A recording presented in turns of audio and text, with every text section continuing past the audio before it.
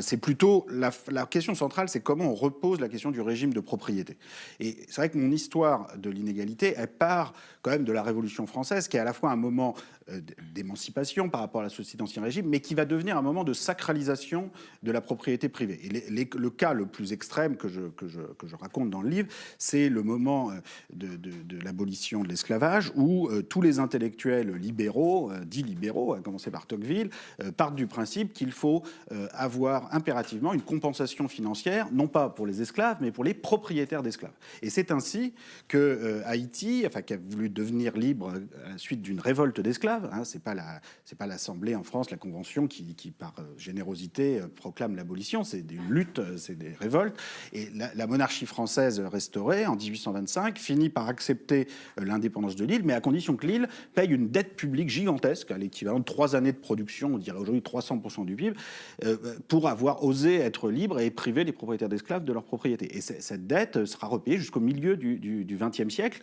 Et l'abolition britannique dans les colonies britanniques en 1833, puis l'abolition en 1848 pour le reste des îles esclavagistes françaises, Réunion, Martinique, Guadeloupe, se fait avec moult compensations financières aux esclaves, avec un argument imparable dans l'idéologie propriétariste de l'époque, qui est de dire si vous commencez à remettre en cause une propriété qui, après tout, a été acquise dans un cadre légal, vous ne vous arrêterez pas. Cette boîte de Pandore ne sera jamais refermée. Et par exemple, qu'allez-vous faire de quelqu'un qui possédait des esclaves jusqu'à l'an dernier, qui les a vendus, qui maintenant possède des actifs immobiliers financiers? Vous n'allez pas, lui, le laisser tranquille alors que le propriétaire d'esclaves est exproprié sans compensation. Donc, vous voyez bien, vous allez être obligé de tout remettre en cause. Et de fait, si on réfléchissait aujourd'hui à quel aurait été un système juste, bon, déjà sans doute pas de compensation aux propriétaires d'esclaves, mais si on avait voulu, par exemple, comme Condorcet le proposait déjà en 1780, payer une pension pour les esclaves, leur donner accès à la terre, à la propriété, il aurait sans doute fallu mettre à contribution non seulement les anciens propriétaires d'esclaves, mais sans doute les propriétaires en général, parce que ceux qui avaient de la propriété industrielle ou financière avaient bénéficié du système esclavagiste. Et donc, oui, effectivement, ça aurait exigé de mettre en place une forme de circulation de la propriété, de redistribution très forte de la propriété, du type de celle que j'évoque pour la suite. Mais c'est d'abord cette relecture historique qui me conduit à cette analyse. C'est-à-dire que je pense qu'aujourd'hui, on souffre potentiellement du même type de sacralisation de la propriété. Alors, c'est pas sur la question de la propriété esclavagiste, mais sur la question de la propriété des ressources naturelles ou des connaissances publiques que certains voudraient s'approprier sans limite. C'est toujours cette espèce de logique de l'accumulation sans limite, l'accumulation de la propriété privée qui ne sait pas s'arrêter, et sauf si, justement, on la pense de façon sociale, temporaire, comme une réalité qu'on peut utiliser tant qu'elle reste dans des proportions raisonnables. Et je pense qu'à la lumière de l'histoire, et en particulier à la lumière de l'histoire du XXe siècle, où il y a eu des tentatives, d'un côté des tentatives catastrophiques en Union soviétique de remplacement de la propriété privée, mais des tentatives, d'autre part, beaucoup plus réussies de dépassement de la propriété privée à travers la cogestion dans les pays d'Europe germanique nordique, la très forte progressivité fiscale dans les pays anglo-saxons. Enfin, il y a beaucoup de choses à apprendre en les poussant plus loin, permettant de sortir de cette peur du vide, finalement, qui fait qu'on n'ose pas remettre en cause la propriété, quel que soit le nombre de zéros des milliardaires, qui pourraient avoir 10 milliards, 100 milliards, 1000 milliards par personne, ce ne sera jamais assez, et on n'ose pas remettre en cause, soi-disant parce qu'on ne saurait pas où s'arrêter. Eh bien, si, il faut remettre ça en cause et repenser la propriété. Est-ce que, effectivement, on va avoir le temps un peu d'examiner ces différentes mesures, cette manière de repenser la propriété en développant une propriété sociale mais renouvelée, approfondie, plus forte que ce qu'a été la cogestion à l'allemande, en développant une propriété temporaire fondée principalement sur un impôt annuel sur les patrimoines importants. Mais est-ce que cette redéfinition de la propriété vous semble être suffisante pour dépasser le capitalisme, puisque c'est quand même le terme que vous employez?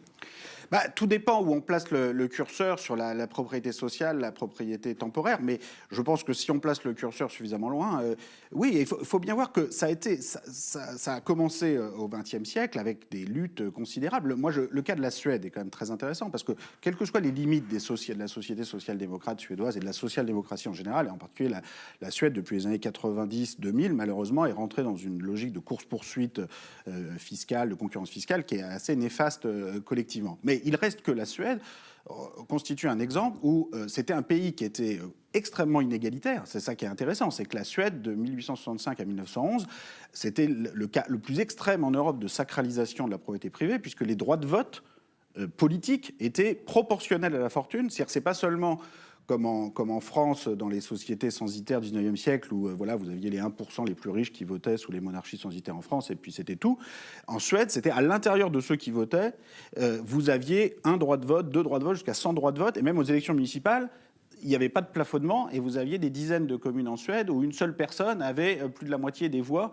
Donc on avait des dictateurs à la légitimité démocratique impeccable. Les entreprises même avaient le droit de voter. Et c'est seulement à la suite de mobilisations très fortes, ouvrières, syndicales, social-démocrates, qu'on a quand même dépassé ce système, alors non seulement sur le système des droits de vote, mais aussi sur pour les droits de vote politiques, mais aussi sur les droits de vote à l'intérieur de l'entreprise. C'est-à-dire quand vous avez entre un tiers ou la moitié des droits de vote dans les conseils d'administration des entreprises, y compris dans les plus petites entreprises dans le cas de la Suède, ce qui n'est pas le cas en Allemagne où c'est vraiment limité aux plus grandes entreprises, pour les représentants des salariés, c'est quand même plus tout à fait la même propriété privée. C'est-à-dire que les actionnaires, d'ailleurs, s'ils ne sont pas trompés, ils se sont battus contre ça et ce sont à nouveau des mobilisations très fortes qui ont imposé ça.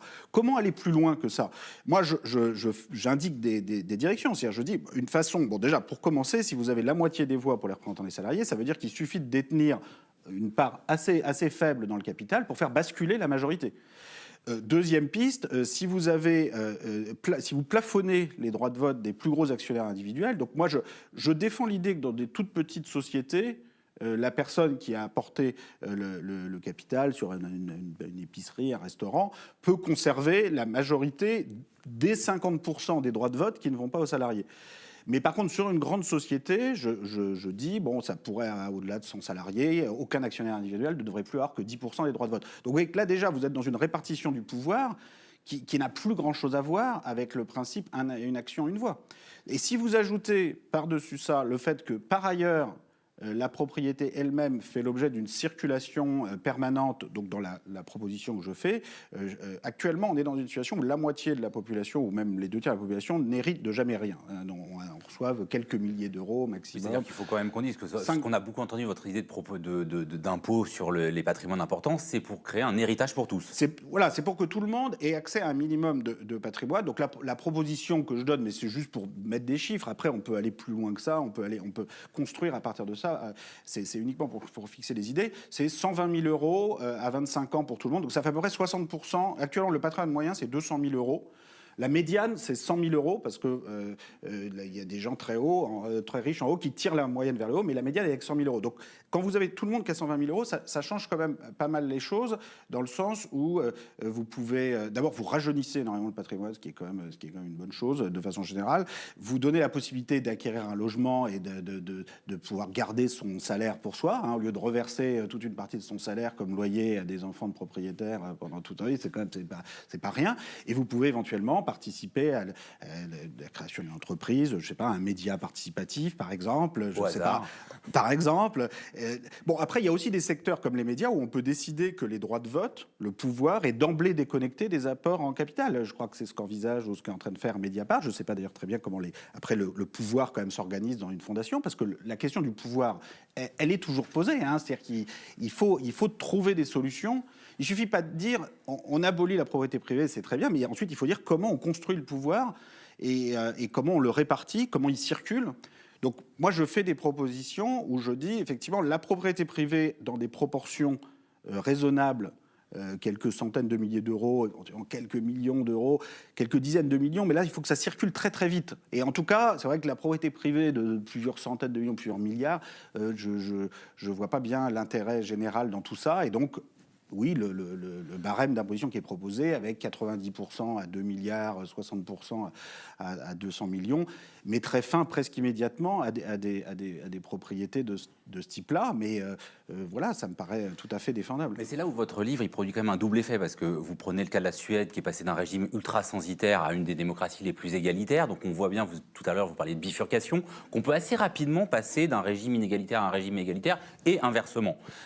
Et en même temps, vous dites bien que finalement, au 19e siècle, au 20e siècle et au début du 21e siècle, les 50% les plus pauvres de la population n'ont jamais détenu une part conséquente importante du patrimoine des nations. Est-ce que, du coup, ça peut vraiment changer? Parce qu'il y a pourtant une grande réduction des inégalités entre 1914 et 1970. Donc, Je pense que à quelles conditions? c'est un des principaux échecs de la social-démocratie. C'est-à-dire que la social-démocratie, comme elle s'est développée en Europe au milieu du XXe siècle, et en particulier de 1950 à 1980, a réussi un certain nombre de choses, mais il y a des choses clairement qu'elle a pas réussi, et en particulier sur la propriété. Elle n'a pas su pleinement, le moins qu'on puisse dire, dépasser le régime de propriété privée capitaliste. C'est-à-dire que malgré les avancées qu'il y a eu sur la cogestion, malgré les avancées qu'il y a eu en termes d'une diminution des écarts de patrimoine, les 50% les plus pauvres, comme vous le disiez, n'ont en fait en gros jamais rien possédé. Donc ça donne une idée. Si on compare, je fais ça au tout début du livre, la part des 50% les plus pauvres dans la propriété totale et la part des 1% les plus riches, les 1% les plus riches ont toujours eu beaucoup, beaucoup plus que les 50% les plus pauvres, alors que les 50% les plus pauvres sont quand même 50 fois plus nombreux. Donc ça donne une idée du fait que les patrimoines sont toujours restés très concentrés. Donc pourquoi la social-démocratie n'y a pas réussi? Je pense que, disons, pendant toute la période soviétique, le débat était en partie anesthésié par l'existence de l'Union soviétique. C'est-à-dire que le vrai, pour des travaillistes britanniques comme pour des socialistes français, il fallait nationaliser pour être à la hauteur. Jusqu'aux années 80, c'était le standard. Et puis, dès la chute de l'Union soviétique, là, les nationalisations sont complètement passées de mode et ça a été remplacé en gros par rien du tout en termes de projet vraiment pour dépasser la propriété privée. Et les socialistes français comme les travaillistes britanniques se sont mis à rentrer dans une phase, voilà, on libéralise tous les flux de capitaux sans aucune régulation collective et il n'y a plus aucune ambition. Et même la cogestion germanique nordique, ça les intéressait même pas, alors a fortiori aller plus loin que ça. Donc il y a eu... Disons, la chute de l'Union soviétique a été, pour finir, c'est ce que je dis dans le livre, le post-communisme est devenu le meilleur allié de l'hypercapitalisme. Après avoir été un défi, le défi le plus considérable jeté à l'idéologie de la propriété privée, avec son remplacement intégral par la propriété étatique hyper centralisée, l'ampleur du désastre fait que l'effondrement du communisme a contribué pendant un certain temps, mais je crois que c'est en train de changer, à contribuer, là encore, à anesthésier la réflexion et à durcir le discours hyper capitaliste.